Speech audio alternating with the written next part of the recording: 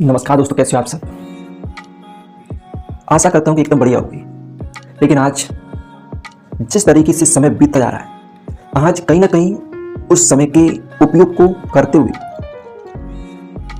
उस समय का सदुपयोग करते हुए आज देश की लड़कियां उस स्तर को पा रही हैं जिस स्तर को शायद उससे पहले कभी सोचा नहीं था। आज की बेटियां इतनी शिक्षित हो रही हैं कि देश को अपने शिक्षित होने का एक गौरव प्राप्त हो रहा है। आज एक हर महिला एक शिक्षित बनकर अपने देश में अपना योगदान दे रही है। आज की महिलाओं ने नाम रोशन किया है, उन बेटियों ने उच्च स्तर को प्राप्त किया है। आज के हिसाब से अगर रिजल्ट देखा जाए तो जब 2026 में यूपी पीसीएस का रिजल्ट आया तो मालूम पता क्या चला इसमें यह पता चला कि टॉप 10 में 6 लड़कियों ने टॉप किया। इससे आप बता सकते हो, इससे आप अंदाजा लगा सकते हो कि देश में कितनी महिला साक्षरता बढ़ रही है। आज यूपी पीसीएस में टॉप 10 में 6 लड़कियां थीं और टॉप 20 में 13 लड़कियों ने टॉप किया। कितनी? 13 लड़कियों ने। आज हर एक गांव से लेकर शहर तक, हर एक छोटे कस्बे से लेकर बड़े कस्बे तक आज देश की लड़कियों के पास शिक्षा लेने का इतना अवसर मिल गया है।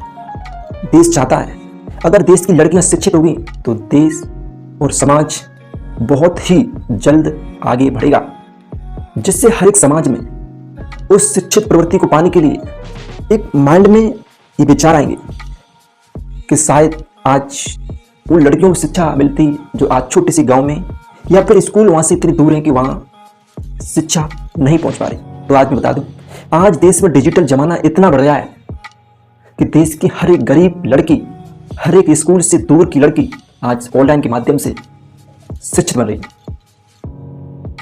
देश ने ऐसी कई योजनाएं निकाली हैं जिससे हर एक देश में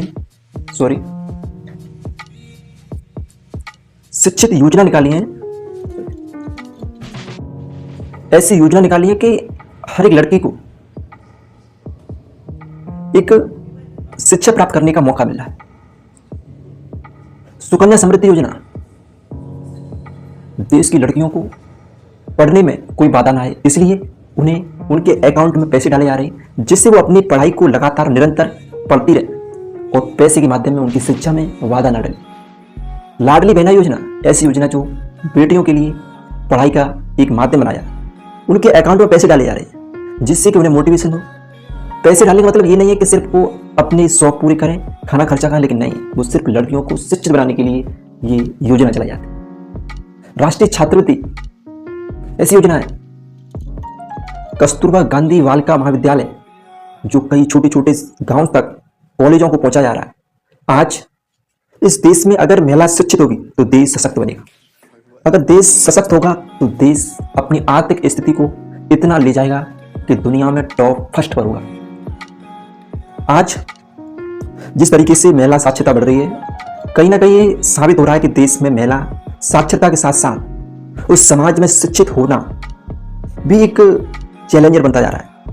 क्योंकि जिस समाज में, जिस परिवार में एक लड़कियां शिक्षित होती हैं तो सिर्फ अपने परिवार का नहीं बल्कि अपने देश का नाम रोशन करते हैं, बल्कि अपने गांव का नहीं अपने पूरे राज्य का नाम रोशन करते हैं। आज लड़कियों को पढ़ने की सच में बहुत लत होती है, लेकिन क्या करें, उन्हें गरीबी के हालात उन्हें पढ़ने नहीं देते। क्योंकि आज का समाज ऐसा हो गया है कि सिर्फ पढ़ाई उनके लिए एक केवल माध्यम बन गई है। क्योंकि आज सामाजिक विचार कुछ ऐसे हो गए हैं कि कहते हैं कि लड़कियां सिर्फ 12 तक पढ़ी नहीं।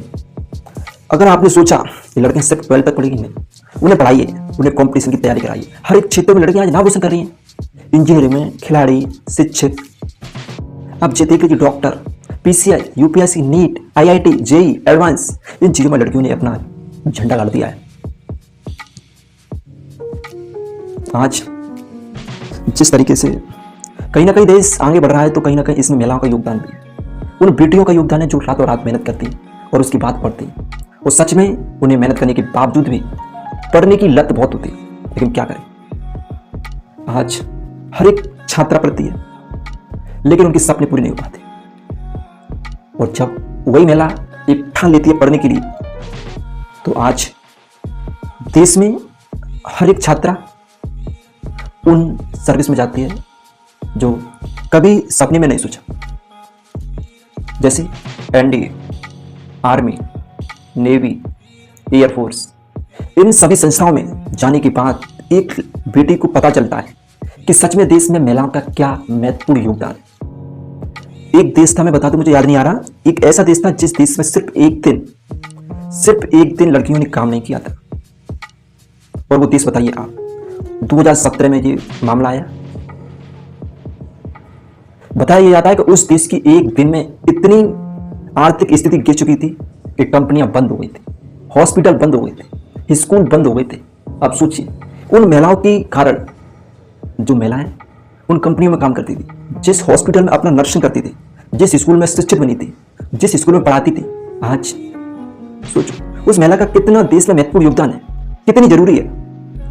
आज सिर्फ महिलाओं को अपने सपने साकार करने के लिए सच में बहुत ही बल देना चाहिए, जिससे कि देश की हर एक छात्राओं को गौरव प्राप्त होगा। और मैं कहता हूं कि सच में लड़कियां बहुत ही देश के लिए, कहूं तो आज, क्योंकि लड़कियां अपने लिए नहीं, अपने दो परिवारों को नया जन्म देती हैं।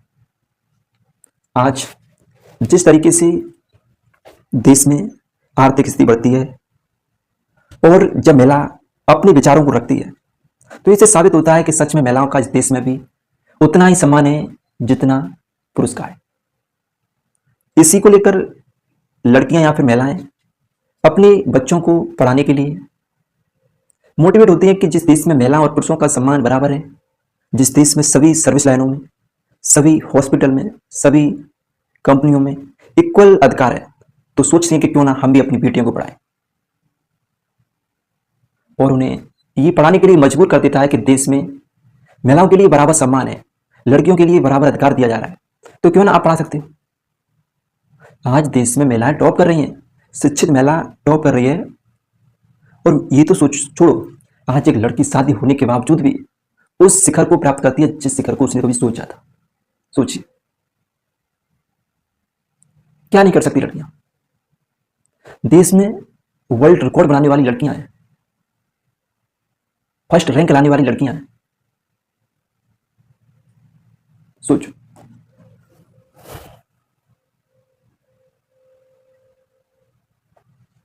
तो बस अगर आपको वीडियो अच्छी लगी हो या फिर ऐसी ही बात जानने के लिए चैनल को सब्सक्राइब कीजिए एंड लाइक कीजिए और अपने साथियों को बताइए, जिससे कि उन तक ये वीडियो आसानी से पहुंचे। और चैनल को सब्सक्राइब जरूर करना, क्योंकि जब तक आप चैनल को सब्सक्राइब नहीं करते तब तक सच में ये बड़ा मेहनत लगती है इन चीज़ों को, इन शब्दों को सोचना भी। आप सोचिए, आप कभी कैमरे के सामने खड़े हुए हैं, आपको पता चलेगा कि मैं बोलूं क्या। इन चीज़ों का प्रैक्टिस करनी पड़ती है, इन शब्दों को जानना पड़ता है। आप एक बार करके देखिए, पता पड़ जाएगा कि सच में कैमरे के सामने खड़ा होकर उसको बोलना बहुत कठिन होता है।